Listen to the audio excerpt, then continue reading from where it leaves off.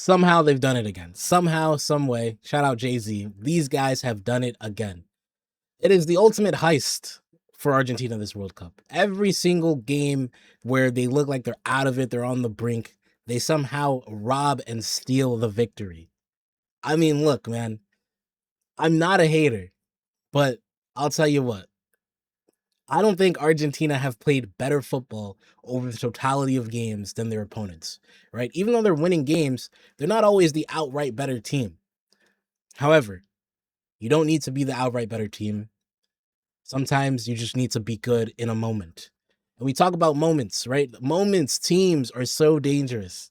And Argentina, they're just a moments team. This version of them, anyway. I think in 2022, they were a lot better than the teams they went up against, right? Just outright better, flat out better.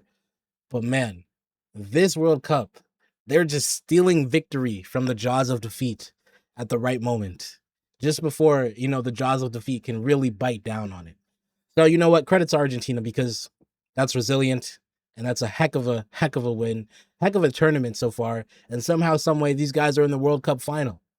And even though, look, I was rooting for England today, I'm a full-on Argentina hater. Not only was I rooting for England, I had England winning this whole damn tournament. So I'm very upset, and you will see so later throughout this video. However, I can also give credit where credit is due. Argentina, they won. I'm not going to say fair and square, and we'll get to that in a minute, but they won, and you have to accept that.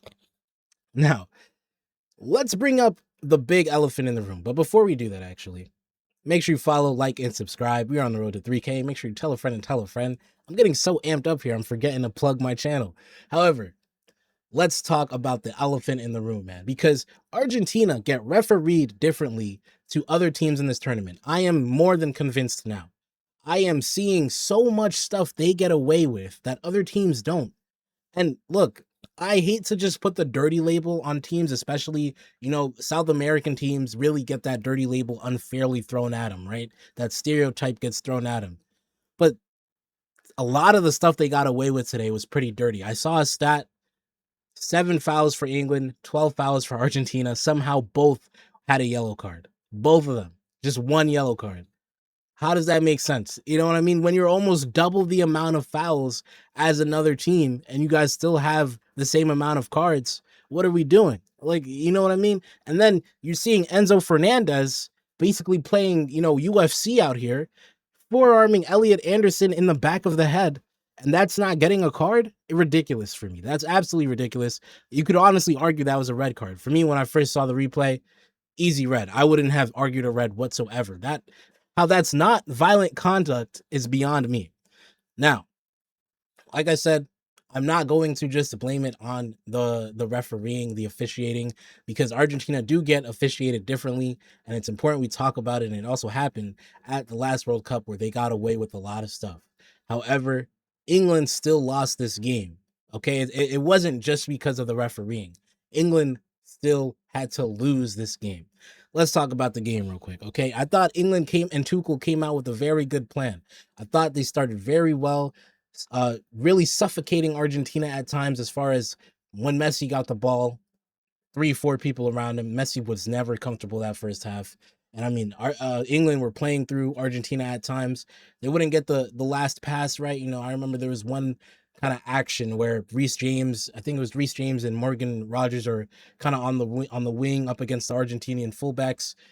And I'm thinking, man, that should be a goal. Someone should be running across the near post right there, because what an action that was for Reece James to find that last cross, but no one was there to tap it in. So for me, England played very well this first half, and really the first 60, or honestly up until the second hydration break. So for 3/4 of the game, or 2/3 of the game, whatever you want to call it, 3/4 of the game, England looked great.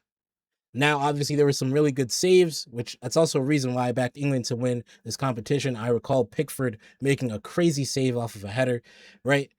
That was incredible by Pickford, by the way. We'll give him his flowers real quick, man. But because of that, right, because that England, when they didn't have the ball, they could defend well, defend in a block, and defend all organized and not get, out of their shape too much, not get rattled, stay disciplined. That was a huge reason for me as to why I had them winning this whole tournament. And I was really feeling confident up to this point, right? And then obviously we got to talk about the goal, right? After the second half, we talk about this Gordon goal, which is just great attacking play. Great cross by Morgan Rogers, first off. And then for Gordon to finish it all that high up off the ground, that's a harder finish than we think, guys. Huge, huge. And I thought England, that was it. Wrap it up. Wrap it up. And then eventually we get to this second hydration break. And Tuchel makes a substitution. He brings in Ezri Konsa for Anthony Gordon. And for me, this was the beginning of the end. England starts to lose their way because they actually lose the balance to what made them dangerous. They had enough in defense, I think, to defend this lead. Now, I understand there was some close calls, so maybe Tuchel felt compelled to make a more defensive change. However, I think losing Gordon did absolute massive harm to England's chances to win this game, because now you lost someone who's going to stretch the defense. Not only is he going to work hard and come back, but he's going to stretch the defense, and he's an attacker, so he knows, he has know-how in the final third. And I mean, when you saw it later on in the last minutes where Kunz is trying to make some crosses and stuff, it's like, man, he would want someone better on the ball making those crosses. So for me, Anthony Gordon leaving the game, huge mistake for Thomas Tuchel and for England. And then shout out to Argentina, because Lionel Scaloni makes some great changes here, bringing in DePaul. He brought in like 2 other people, and I'm thinking, man, these are some really attacking changes. You know, like I think Argentina are going to really benefit from this. I didn't like Gordon coming off, and all of a sudden, after this change, you see Argentina have the ball the entire time, basically. And this is the catalyst of the game for me, because you take the context of the fact that this stadium is already 100% Argentina. Let's be honest. It was not Atlanta today. It was Buenos Aires, right? It was not, and there was like barely any England fans in there. And if there were, you couldn't hear them. So you already have that against you. Now you are giving the team that is already chasing the game the ball. You're saying, okay, we're going to defend, and we're going to sit back, and we're going to give them the ball and accept these waves of pressure to keep coming at us. And once you do that, you are essentially falling into this trap, I think. And from here, England lost their way. Messi starting to get more comfortable spots now, less people around him. I mean, they also brought in Lautaro Martinez. Like, England just totally fell apart right here, man. They fell apart. And look, that first goal by Enzo Fernandez, let's call it what it is. It is a screamer. It is a wonder goal. But I hate to think that if you had a different configuration out there, maybe you don't concede so many corners. Maybe you hold on to the ball a little bit longer. You draw fouls. You somehow see this game out differently. However, that's a pass. What's done is done. And this goal by Enzo Fernandez, I gotta hand it to him. It's quite the goal. It is quite the goal. The type of stuff you score in FIFA, man. Great goal by Enzo Fernandez. I mean, I think it was Elliot Anderson who comes off of him to get onto Messi, and then Messi finds him, and no one from England can close him down, soon enough. Jude Bellingham tries his hardest. He almost got there, but just not fast enough. And all of a sudden, Argentina are back in it, and I didn't believe in England from there. Now, to be honest, I actually did believe England would be able to take it to extra time, but we couldn't even get that. We couldn't even get that, man. We couldn't even get that. That's what I get for believing in this team, bro. That, whatever. This second goal, bro, it's just total, like, just chaos. Everyone looked lost. Everyone looked lost. And it is a fine margin goal, right? John Stones almost gets onto this and deflects this. But, man, I just felt like everyone from England gets lost. There's so much chaos, and it doesn't help because you have these defenders out there. So you don't have guys who are good on the ball, who are more composed on the ball. And boom. Lautaro Martinez header. Argentina are in the World Cup final. The end of the game was totally sad, man. You got Konza doing crosses. You're just hoping Ezri Konsa, who plays for Aston Villa, with all due respect, it's not even that he plays for Aston Villa, actually. It's the fact that he's a center back by trade, right? He's playing center back for Villa. Ezri Konsa is your hope to deliver a good ball into the box in a World Cup semifinal. And that is not a good look whatsoever. And look, I back Tuchel because he built the squad his way. He made his sandwich, and he got England back to the semifinal for the first time since 2018. You respect that, and you have to give him credit. However, you can't help but say, man, could you imagine if you had Trent Alexander-Arnold given those crosses instead of Ezri Konsa? And the only reason Trent is not on the pitch right there is because Thomas Tuchel didn't want to bring him along. That's one of the trade-offs of coaching, but man, it's just like that's ironic. That's ironic, isn't it? Right? You think of the people who could have brought in. You know, he brought in Tony and Rashford, and that's cool and all. But maybe if Cole Palmer's there, you get something different. I don't know. That one's a little bit more of a stretch, but you get what I mean. It's so ironic how England really needed a goal and they just didn't have the guys to get it. Unfortunately. Look, man, shout out to Argentina. I still hate this team. I'll be honest with you. I think Argentina is a terrible team. Not that I think Argentina are just like the most unlikable team I've seen in a long time. I mean, they're like prime Atleti, like 2014 Atleti. You know, they're just frustrating. A frustrating team, man. And you know what? I don't like Spain that much either. As you can tell, I'm a big France fan. Although I'll be rooting for Fabian Ruiz because I'm a PSG fan. But this is the worst outcome for a lot of us. This is DEFCON 4. Okay, why can we not just start over? I don't want Spain and Argentina. I don't want Yamal and Messi fanfics all on my feed, bro. This is so awful. However, look, as far as the highest levels of football shown in this tournament, as far as peaks, it is Spain and Argentina, okay? Because even though Argentina haven't necessarily been on average better than the teams they faced, when you talk about moments, they've been the best in the world. And you got to give them that. I hate to see it. I'm telling you, I hate to see it. But I still know ball, man. And as far as this final, I don't know how to call it because I think Spain is an incredible team. They remind me actually a lot of PSG. You can't get the ball off of them, right? When you look at PSG and they're bopping the ball around Chelsea and the like this is what I think of when I watch Spain. This is an incredible team. However, when you take a moment's team like Argentina, who can also frustrate you, and to be honest, they get away with a lot of stuff, right? They're a physical team as long as the referee allows it. So if the referee does allow Argentina to get physical, I think Argentina might find something versus the Spain team. I think it'll just come down to converting chances as it usually does, right?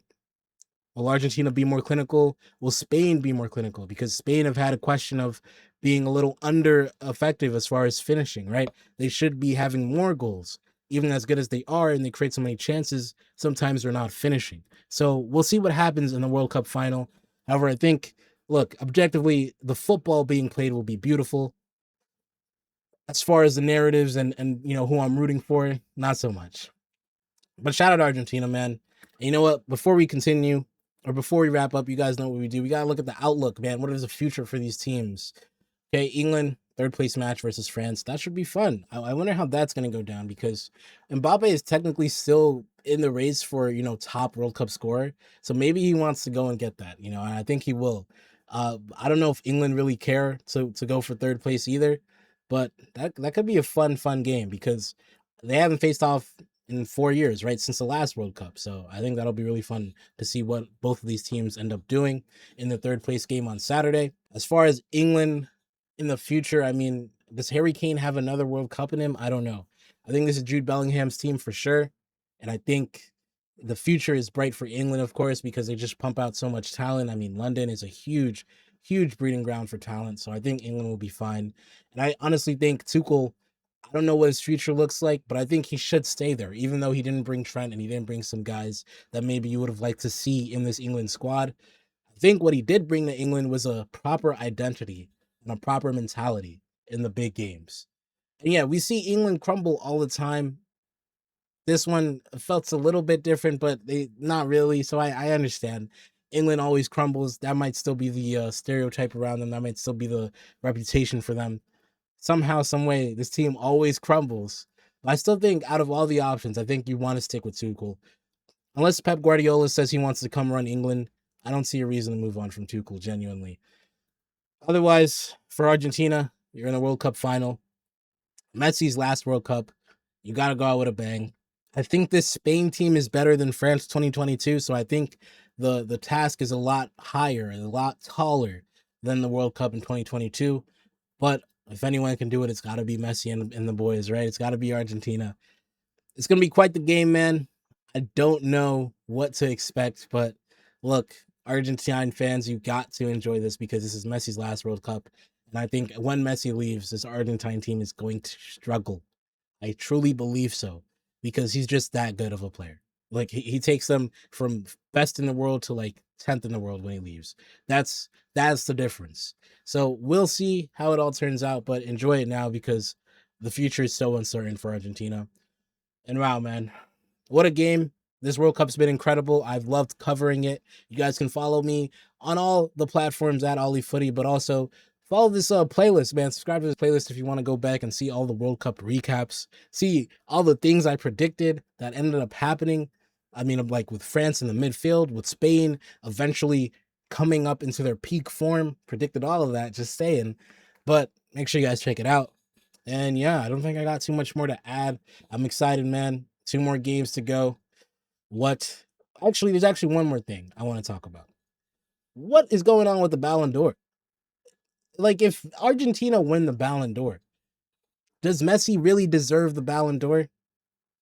I can't tell you he does. I don't think it'd be fair, especially when you've seen what Harry Kane have done, when you see what Dembele's done, Elise, even what Kvaratskhelia has done. You can't tell me Messi deserves the Ballon d'Or. I can't give it to you. If Spain win, you could probably give it to Yamal. I mean, no one else really, but Yamal has had a very poor tournament, to be honest. As far as all of the superstars showing up in this tournament, he's showed up the least.